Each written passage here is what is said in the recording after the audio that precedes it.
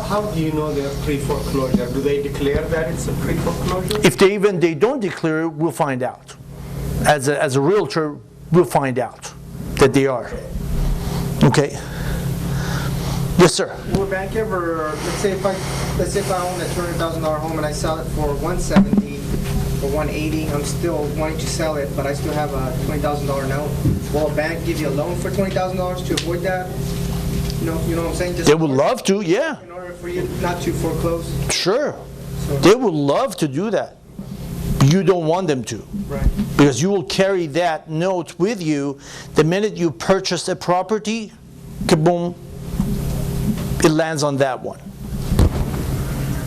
So you actually rather get that 1099. And actually, in one seminar, one lady said, oh, well, they don't 1099 everyone. Because the homeowner, if you're owner-occupant, they can't 1099 you starting the January 1st. I said, you know what, that's very interesting because I didn't know, but that just made it worse. Because if they can't 1099 it, guess what? You're here, buddy. You're not going anywhere. We're going to have you to write this as much as we can. Any other question on this? But if the owner cannot pay for it, what benefit do they get by doing that? They're trying to see someone to come in and buy it at that price rate. So they could use it. They're kind of like, so then there is a time that they see that no, they just can't do it anymore. It's about the credit, right? I'm sorry? It's about your credit. So your credit, if your credit doesn't gonna looks like you have a foreclosure or something. The difference will be the only thing. The only difference will be that you, as a home seller, you will show as a 4 or 5 months delay on your mortgage versus having actual foreclosure. But my point with my client is, what does that has to do with you? Why my client has to buy something that high, and however that we can purchase something better? It's all business. It's not personal. It's all business, and it's all has to do with bottom line. It sounds a little bit tough, but hey, you know what? If between you two, he's my client, guess what? I'm not going to let him do that. Yes, ma'am. What do the letters REO? Oh, real estate owned. Okay. How are we doing without time? Okay. At this time, what I'm going to do, I'm going to take you to pricing a little bit. And it's not just HUD homes, it's on any foreclosures, any REOs and all that. It's true on all of them.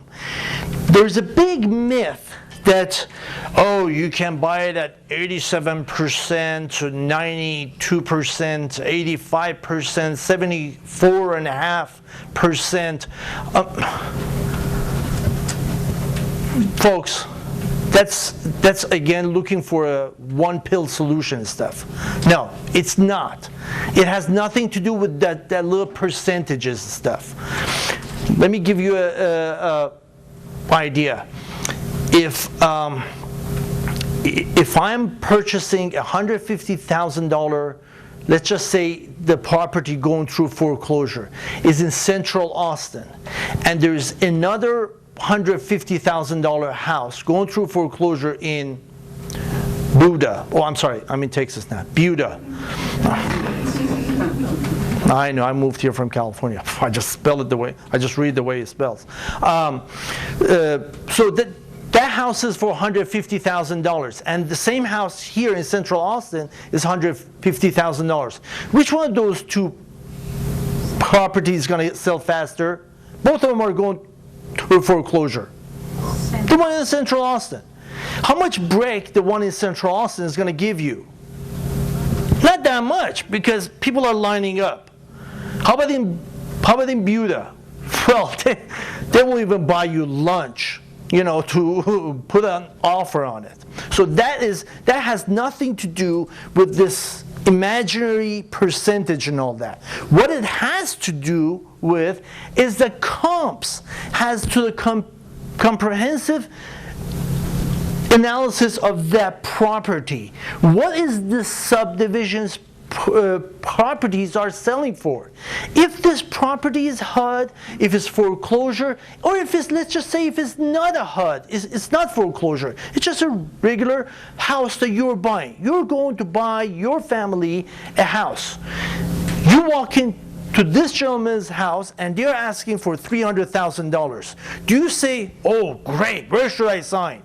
Don't you want to know that how much is it really? Is it all the houses here goes for $300,000? You do. You want to know what the comps are in that area. So if the comps are, that's the number one thing you want to take a look at.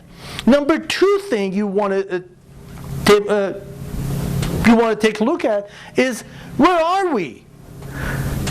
Yes, where are we? Are we in buyer's market or we are in seller's market? Now, in that there's differences lies in there. In seller's market, there are more homes are for sale. In buyer's market, there are more homes are for sale. Seller's market, there are less homes are for sale. In buyer's market, there's more sellers are in the market. There's more sellers are trying to sell, and there's less buyers. And in the seller's market, there are more buyers, and there's less sellers are in the market at that time. Now, what will occur is, in buyer's market, you buy properties under value, because there are more people are there to sell, and there are less buyers. Just like an auction. You go, if there's 2 grocery stores in one neighborhood, what do you think is going to happen to the prices? It's going to go down. Because there's the same amount of buyers, but there's more goods. One of them leaves. What do you think the other one is going to do? Right. Let's change the prices, folks, because we're going to go up. Now, with the same time, in the seller's market, you buy properties at the market price or higher. Is it bad? No. It's still good, because if somebody says, well, you have to buy low and sell high. Okay, great. If somebody bought at 2004, bought a house in Austin, Central Austin, they bought it more than the guy that bought it next door in 2002. So they're not buying it low, they're buying it high actually. But now we're looking, they really bought it low. So it depends on each time of the cycle that we are in. So on the seller's market, you still buy the properties at the market value or at the market price or higher. Now, this is the main difference that will happen, and most of the investors, they make a mistake on this. This is the holding time. At the buyer's market, you need to hold it at 2 to 5 years. In the seller's market, you can only hold it, you can even hold it just 1 or 2 years and you still make money. Because in the buyer's market, you have just bought it under value and you want to sell it, well, you just became one of the other sellers that wants to sell it. The problem that happens is this. Lots of investors, they want to take this and they want to take this. And that's why my appointment takes, instead of like 20 minutes, it takes 2 hours and 20 minutes.